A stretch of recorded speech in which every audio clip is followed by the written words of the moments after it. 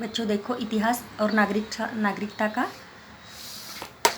Page number 22 page number के ऊपर अपन ने जो पिछले वीडियो में देखे थे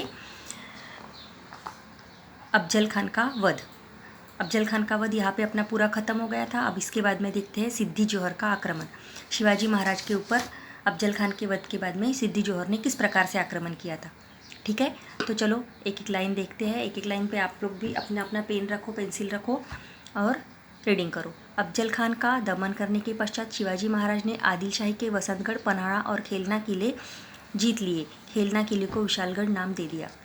शिवाजी महाराज ने क्या किया? अफजल खान का वध करने के बाद में, पश्चात मतलब वध करने के बाद में, आदिल शाही के पास में वसंतगढ़, पन्हाड़ा और खेलना किले थे। वो भी किले किसने जीत लिए? शिवाजी महाराज ने जीत लिए। शिवाजी महाराज ने खेलने किले जीतने के बाद में, ये खेलना किला जीतने के बाद में ये किले को क्या नाम दिया? विशालगढ़ यह नाम दिया। क्या नाम दिया उन्होंने? खेलना किले को विशालगढ़ नाम दे दिया। शिवाजी महाराज का बंदोबस्त करने के लिए आदिल शाही ने ईस्वी सन 1660 में कर्नूल प्रदेश का सरदार सिद्दी जोहर से शिवाजी महाराज पर आक्रमण करने को कहा। आदिल शाह ने क्या किया? आदिल शाही सत्ता वहाँ पे थी, तो आदिल शाही ने क्या किया? 1660 में शिवाजी महाराज का बंदोबस्त करने के लिए दूसरे सरदार को भेजा। दूसरा सरदार कौन था? पहला सरदार कौन था? अफजल खान। और उसके बाद में 1660 में किसको भेजा गया? सिद्दी जोहर को भेजा गया। सिद्दी जोहर जो था वो आक्रमण करने के लिए कहा उसको। उसके बाद में उसको सलाबत खान यह उपाधि भी दी। सिद्दी जोहर को उन्होंने शिवाजी महाराज के ऊपर आक्रमण करने के लिए कहा और उसके लिए उनको सलाबत खान यह उपाधि दे भी दी। सिद्दी जोहर की सहायता से रुस्तम जमान बाजी घोरपड़े और अफजल खान का बेटा फजल खान भी थे। सिद्दी जोहर के साथ में अच्छे जो बड़े बड़े अच्छे सरदार, जो शूरवीर सरदार है, वो भी साथ में थे। बाजी घोरपड़े, अफजल खान का बेटा भी उनके साथ में था और जमान ये भी उनके साथ में था। किसके साथ में? सिद्दी जोहर के साथ में। इस स्थिति में शिवाजी महाराज पन्हाड़गढ़ में चले गए। लड़ाई होने के बाद में, ये तीनों किले जीतने के बाद में शिवाजी महाराज कहाँ चले गए थे? पन्हाड़गढ़ पर चले गए थे। पन्हाड़गढ़ पर जाने के बाद में सिद्दी जोहर ने क्या किया? पन्हाड़गढ़ के नीचे 5 महीने घेरा लगाया मतलब शिवाजी महाराज के साथ में युद्ध करने के लिए, शिवाजी महाराज को पकड़ने के लिए, शिवाजी महाराज पर आक्रमण करने के लिए, उनको पकड़ने के लिए उनके गढ़ के नीचे ही उन्होंने अपनी बस्ती बसाई, अपना घेरा लगाया मतलब अपनी छावनी वहाँ पे लगाई। लगभग 5 महीने पन्हाड़गढ़ को घेर रखा था। किसने? सिद्दी जोहर ने। कहाँ पे? पन्हाड़गढ़ के नीचे। पन्हाड़गढ़ के ऊपर कौन थे? शिवाजी महाराज थे। इसलिए शिवाजी महाराज को किसको पकड़ना था? सिद्दी जोहर को। तो सिद्दी जोहर ने उनको पकड़ने के लिए क्या किया? गढ़ के नीचे ही अपनी छावनी स्थापित की। अपना पूरा घेरा वहाँ पे पन्हाड़गढ़ के आजू बाजू में लगा दिया। इस घेरे से निकलना शिवाजी महाराज के लिए कठिन हो गया था। यहाँ से शिवाजी महाराज निकल नहीं सकते थे। नेताजी पालकर ने बाहर से सिद्दी की सेना पर आक्रमण कर इस घेरे को हटाने का प्रयास किया, परंतु उनकी सेना बहुत कम थी। शिवाजी महाराज के साथ में जो थे नेताजी पालकर, इन्होंने क्या किया? सिद्दी जोहर को वहाँ से हटाने का प्रयास किया। इस प्रकार से प्रयास किया, उनके साथ में लड़ाई करने के बाद उसको हटाने का प्रयास किया, परंतु शिवाजी महाराज के साथ में जो थे ये नेताजी पालकर, इनकी सेना बहुत कम थी। इसलिए सिद्दी जोहर पर आक्रमण करने के बाद में भी वहाँ से नेताजी पालकर जीत नहीं पाए और वो खुद ही वहाँ से उनको जाना पड़ा। वो सफल नहीं हुए। सिद्दी घेरा हटाएगा ऐसी आसार दिखाई नहीं दे रहे थे। सिद्दी वहाँ से जाएगा ऐसा कुछ भी संभव नहीं लग रहा था। शिवाजी महाराज ने को समझ गया था कि सिद्दी अपने को पकड़ के रहेगा, ये यहाँ से निकलेगा नहीं। अतः शिवाजी महाराज ने सिद्दी से बातचीत प्रारंभ की। शिवाजी महाराज ने क्या किया? फिर एक युक्ति लड़ाई और उन्होंने सिद्दी जोहर के साथ में अपनी बातचीत शुरू कर दी। इससे पन्हाड़गढ़ पर का घेरा ढीला पड़ गया। बातचीत होने के कारण क्या हुआ? वहाँ का जो घेरा था वो थोड़ा लूज़ हो गया। वहाँ का जो घेरा था वो थोड़ा ढीला पड़ गया। घेरा मतलब क्या होता है बेटा? घेरा मतलब होता है वहाँ की देखरेख, वहाँ का पूरा सिक्योरिटी जैसे बोलते हैं ना। शिवाजी महाराज को पकड़ने के लिए सिद्दी जोहर ने बहुत सारे सैनिक वहाँ पे लगा दिए थे। और सिद्दी जोहर के साथ में बातचीत शुरू हो गई तो सैनिकों का भी उधर से थोड़ा जो उनके ऊपर का जो ये था वो थोड़ा ढीला पड़ गया, ध्यान था वो ढीला पड़ गया। महाराज को इस स्थिति का लाभ हुआ। शिवाजी महाराज पहले ही युक्ति से ही काम करते थे, तो शिवाजी महाराज को क्या हुआ, इस चीज़ से फ़ायदा हुआ। इस स्थिति में गढ़ का शिवा काशिब नामक पराक्रमी युवक आगे बढ़ा। इस स्थिति में क्या हुआ, गढ़ के ऊपर एक शिवा काशिद नाम का लड़का रहता था। वो शिवाजी महाराज के जैसे ही दिखता था। वो लड़के ने क्या किया, देखो आगे युवक आगे बढ़ गया। इस युवक शिवाजी महाराज जैसा दिखाई देता था।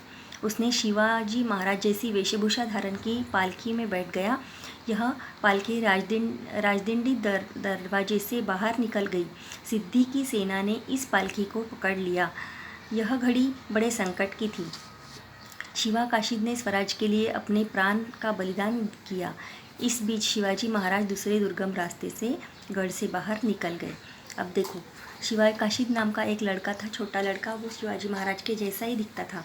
उसने क्या किया, ये सब युक्ति ही थी, शिवाजी महाराज का रचाया हुआ यह पूरा प्लान था। तो शिवाजी महाराज ने क्या किया, यह जो शिवाजी महाराज उसके जैसे दिखने वाला शिवा काशिद नाम का लड़का था, उसको अपने जैसे कपड़े दिए, मतलब वो खुद ही तैयार हो गया। काय के लिए, स्वराज के लिए।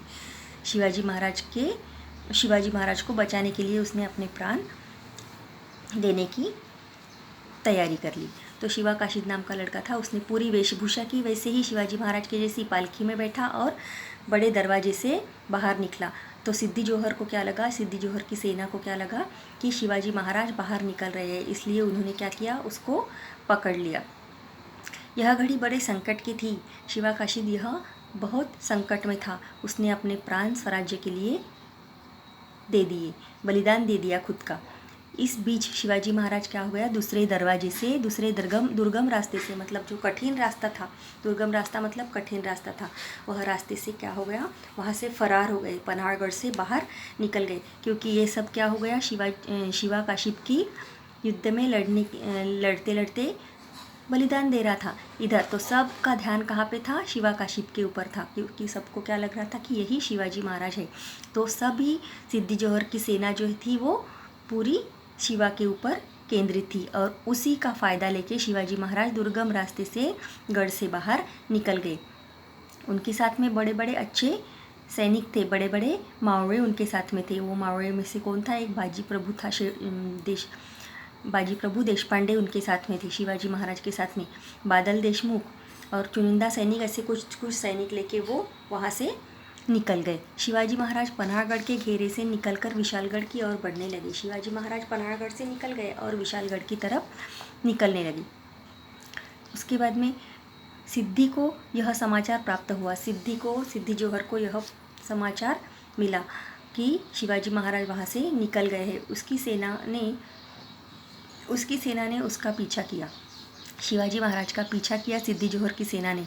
विशालगढ़ की तलहटी पर को रोकने का दायित्व शिवाजी महाराज ने बाजी प्रभु देशपांडे को सौंपा।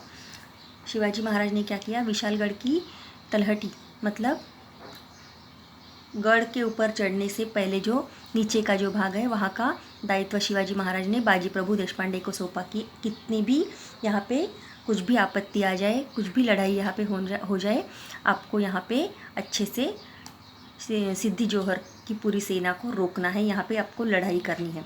तो बाजी प्रभु देशपांडे ने यह चुनौती मंजूर कर लिया और अपने ऊपर यह कार्य लिया। काय के लिए लिया था, स्वराज्य के लिए, शिवाजी महाराज के लिए। शिवाजी महाराज के ऊपर उनका स्वराज्य लाना था ना, शिवाजी महाराज को वह बहुत सपोर्ट कर रहे थे। बाजी प्रभु देशपांडे ने गजापुर के समीप घोड़खिंड में सिद्दी की सेना को रोका।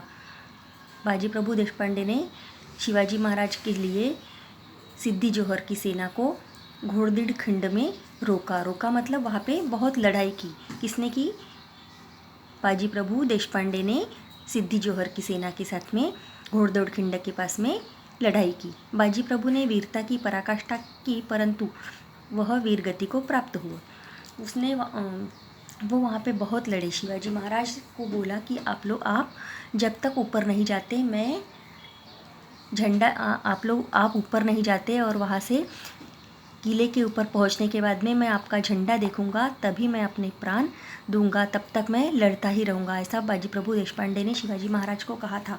तो बाजी प्रभु देशपांडे बहुत घायल हो गए थे। बहुत घायल होने के बाद में भी उन्होंने अपना प्राण नहीं त्यागा, वह लड़ते ही रहे और सिद्धी जोहर की सेना के साथ में वह युद्ध करते ही रहे। तब तक शिवाजी महाराज जो है वो विशालगढ़ के ऊपर जा रहे थे। उसने सैनिक ने सिद्धी की सेना को रोक कर रखा था। बाजी प्रभु ने क्या किया, घोड़खिंड में सिद्धी की सेना को रोक कर ही रखा था। उनके साथ में और सेना भी थी, पर उस सेना का नायक कौन थे, वो सेना का पूरा सेनापति का कार्य कौन कर रहे थे, बाजी प्रभु देशपांडे कर रहे थे। परिणामतः क्या हुआ, बाजी प्रभु देशपांडे जो है वो वहाँ पे वीर गति को प्राप्त हो गए और परिणामतः शिवाजी महाराज को विशालगढ़ की ओर बढ़ना संभव हुआ। बाजी प्रभु के कारण ही शिवाजी महाराज जो है वो विशालगढ़ के ऊपर पहुंच गए। शिवाजी महाराज विशालगढ़ के ऊपर पहुंचते पहुंचते पालन की दलवी और श्रृंगारपुर के सुरवे, ये जो आदिल शाही के सरदार थे, ये दोनों कौन थे, आदिल शाह के सरदार थे। ये आदिल शाह के सरदार थे, इसलिए इन्होंने भी शिवाजी महाराज को विरोध किया, परंतु शिवाजी महाराज ने उनका भी विरोध का दमन करने के बाद में इसके बाद शिवाजी महाराज विशालगढ़ पहुँच गए। शिवाजी महाराज वहाँ पे आदिल शाही के जो सरदार थे, कौन, श्रृंगारपुर और पालवन, इनका भी दमन करने के बाद शिवाजी महाराज वहाँ से सकुशल विशालगढ़ पहुँचे। और शिवाजी महाराज विशालगढ़ पहुँचने के बाद में बाजी प्रभु देशपांडे ने अपने प्राण खुशी खुशी त्याग दिए, अपना बलिदान खुशी खुशी दे दिया। जिस समय शिवाजी महाराज पन्हाड़गढ़ के घेरे में घिरे हुए थे, उस समय दिल्ली की सत्ता पर आसीन हुए औरंगजेब बादशाह ने मुगल सरदार शाहिस्ता खान को दक्षिण में भेजा। उसने पुणे प्रांत पर आक्रमण किया। उस समय शिवाजी महाराज का आदिल शाही के साथ संघर्ष चल रहा था। इस स्थिति में दो शत्रुओं के साथ एक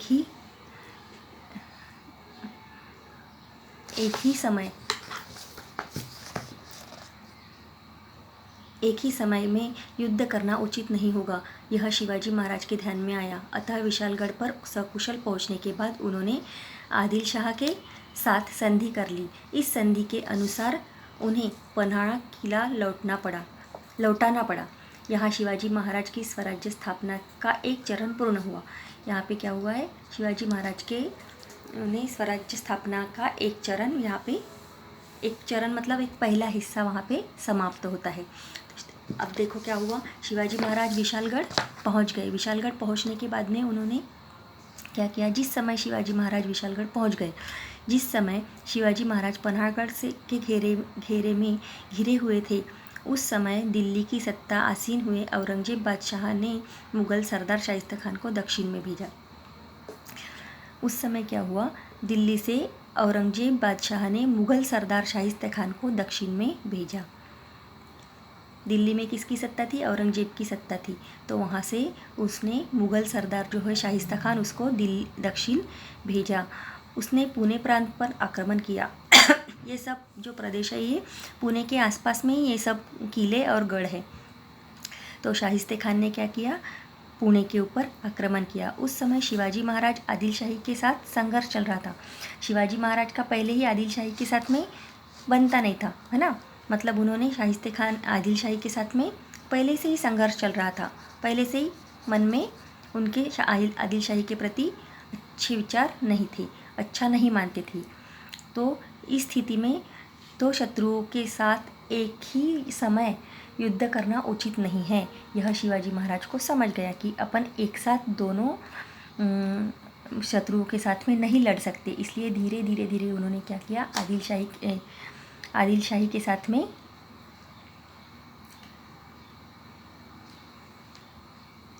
आक्रमण की। आदिल शाही के साथ संघर्ष चल रहा था। इस स्थिति में दोनों शत्रुओं के साथ एक ही समय युद्ध करना उचित नहीं होगा, यह शिवाजी महाराज के ध्यान में आ गया। अतः विशालगढ़ पर सकुशल पहुंचने के बाद उन्होंने आदिल शाही के साथ संधि कर ली। विशालगढ़ पर पहुंचने के बाद में क्या किया, शिवाजी महाराज ने आदिल शाह के साथ में संधि कर ली, मतलब मैत्री कर ली। संधि कर ली मतलब मैत्री कर ली। इस संधि के अनुसार उन्होंने पन्हाड़ा लौटना पड़ा। इस संधि का ऐसे ही बातचीत करने शुरू कर दी कि आदिल शाह ने? नहीं, उन्होंने कुछ तो भी प्रण रखा होगा कि हमको ये दो। तो उन्होंने पन्हाड़गढ़ शिवाजी महाराज से ले लिया। उन्होंने शिवाजी महाराज को, उनको, आदिल शाह को पन्हाड़गढ़ लौटाना पड़ा। यहाँ शिवाजी महाराज का एक चरण जो है वो पूरा होता है। काय का? स्वराज्य स्थापना का एक चरण जो है वो यहाँ पे पूर्ण होता है।